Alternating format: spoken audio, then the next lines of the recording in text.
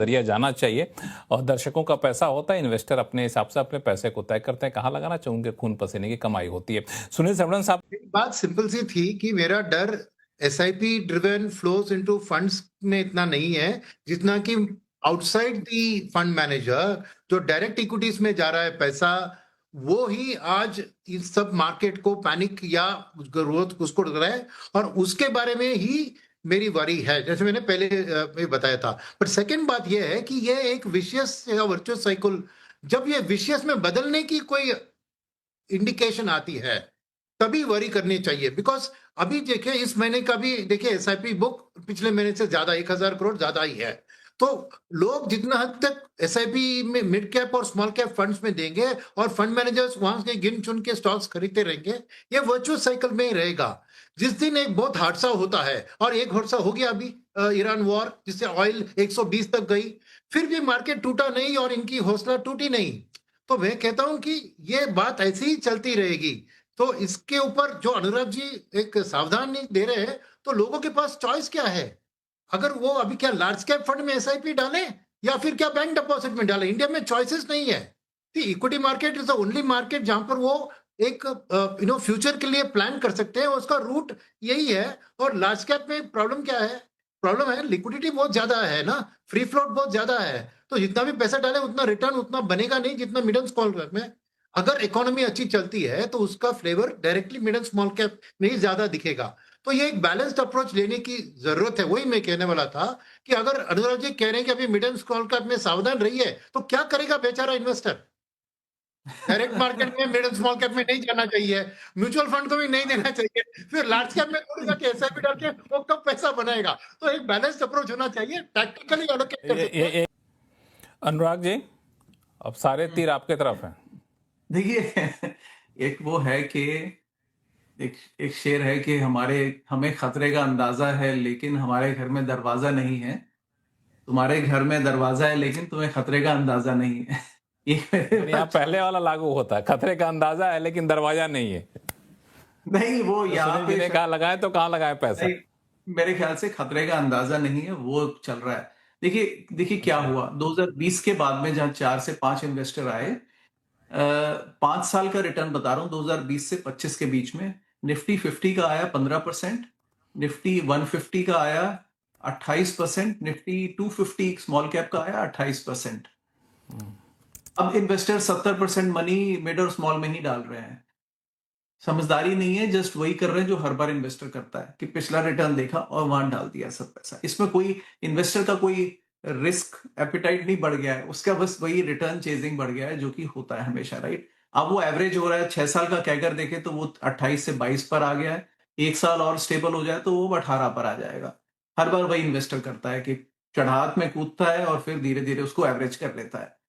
कुल मिलाकर के एक और सुनील जी का जो आंसर था कि ऑप्शन, ये मैं बहुत सुनता हूं, मैं जब भी कहता हूं लोग अरे और ऑप्शन क्या है, और ऑप्शन क्या है।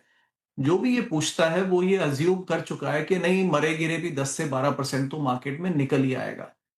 अगर ऐसा मानना है तब तो कोई ऑप्शन नहीं है, फिर आप बिल्कुल ठीक कर रहे हैं। लेकिन जब नेगेटिव रिटर्न्स आएंगे तब आपको अपने आप ऑप्शन दिखने लगेंगे।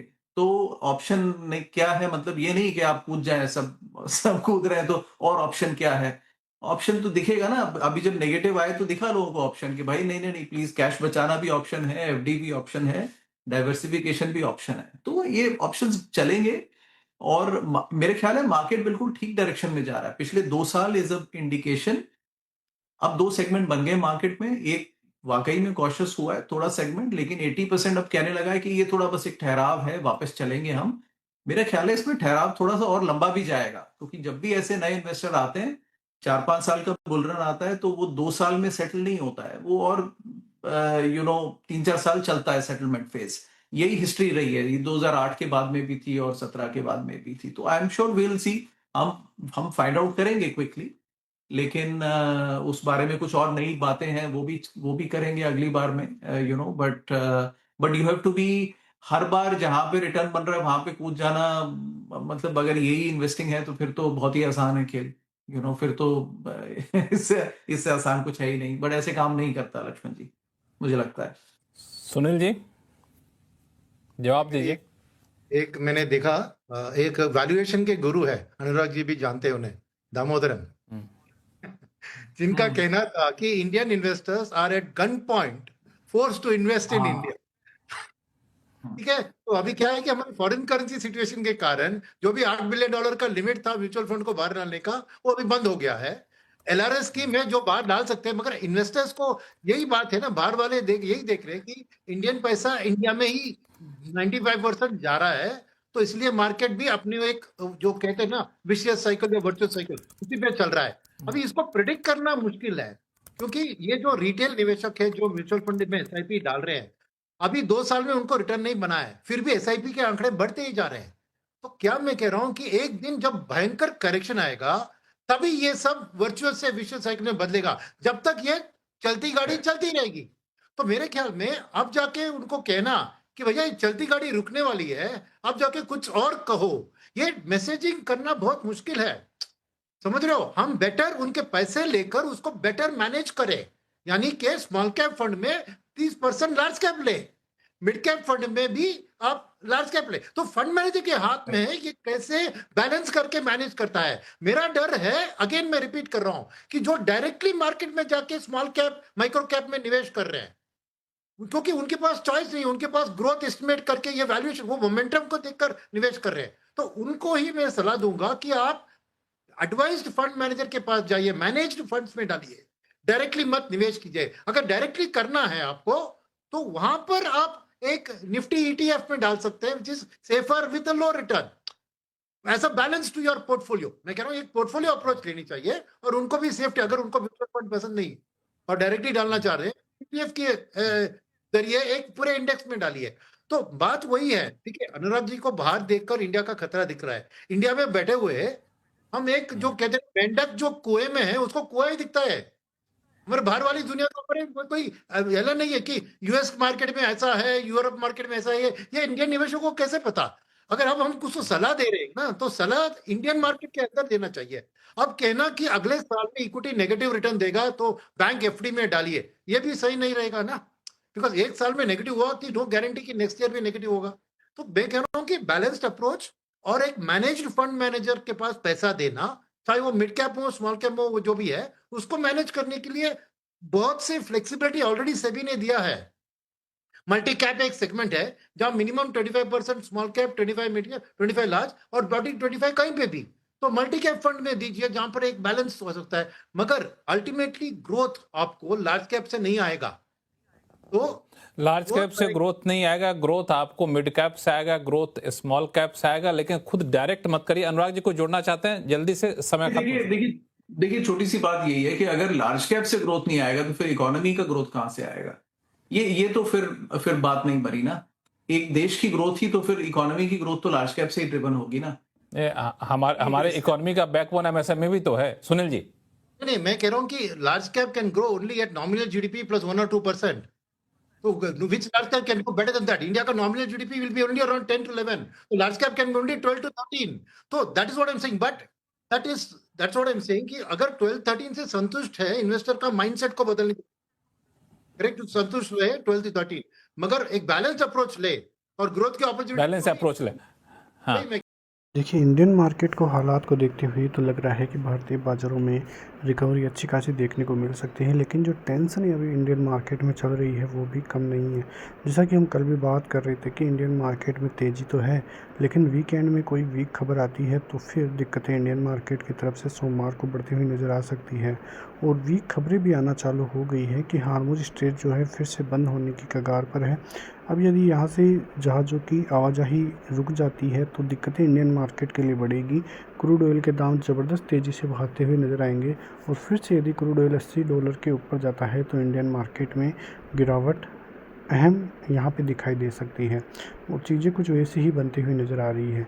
लेकिन यदि अब कल तक ऐसी खबरें आती हैं कि हार्मुज स्ट्रेट फिर से खुल सकता है या जो समझौता है फिर से हो सकता है, तो फिर पॉजिटिविटी दिख सकती है, वरना इंडियन मार्केट के लिए यदि ऐसी थोड़ी सी भी बड़ी नेगेटिव खबर आती है तो उसका इम्पैक्ट बाज़ारों पर ज़्यादा पड़ता है, क्योंकि पिछले 2 सीज़न से जिस प्रकार की रिकवरी इंडियन मार्केट में दिखाई दी है, लोगों का नज़रिया पॉजिटिव साइड की तरफ ही अब बढ़ता हुआ नज़र आ रहा है, क्योंकि न्यूज़ों का इम्पैक्ट भी पड़ता हुआ नज़र नहीं आ रहा है। तो इसी रीज़न से इंडियन मार्केट में बुलिशनेस ही लोगों के नज़रिया यहाँ पे दिखाई दे रहा है, लेकिन चीज़ें जो है धीरे धीरे बदलती हुई भी नज़र आ सकती है। देखिए, सबसे बड़ी बात मैंने आपको बताई थी कि एफआईआईज़ की फ़िलहाल ख़रीदारी इंडियन मार्केट में दिखाई दे रही है। पिछले 1.5 सालों से जो बिकवाली थी वो अब धीरे धीरे ख़रीदारी में चालू हो रही है, और यदि ये ख़रीदारी और बड़ी होती है तो इंडियन मार्केट में काफ़ी बड़ी रैली भी दिखाई दे सकती है, जो बाज़ार को बड़े लेवलों पर लेकर जा सकती है। क्योंकि एफआईआईज़ की ख़रीदारी यदि होती है तो वो एक छोटी ख़रीदारी नहीं होगी, वो बड़ी ख़रीदारी होगी, क्योंकि जितना हिस्सा इंडियन मार्केट से